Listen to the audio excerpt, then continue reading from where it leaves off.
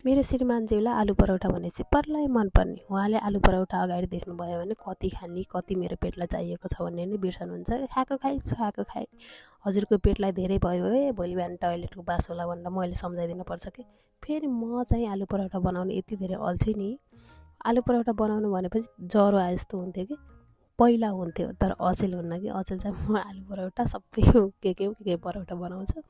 अनि जाँगर पनि लाग्छ, मिठो पनि लाग्छ। पहिला मैले के गल्ती गर्थेँ थाहा छ? आलुमा सबै गाजर बन्दा सबै राखिदिने कि, अनि नुन हालेपछि गिलो हुने, अनि स्टफिङै गिलो भए पछाडि त रोटी बेल्न नमिल्ने, टाँसिने, अनि फुल्न त परै जाओस्, अनि मिठो पनि नहुने।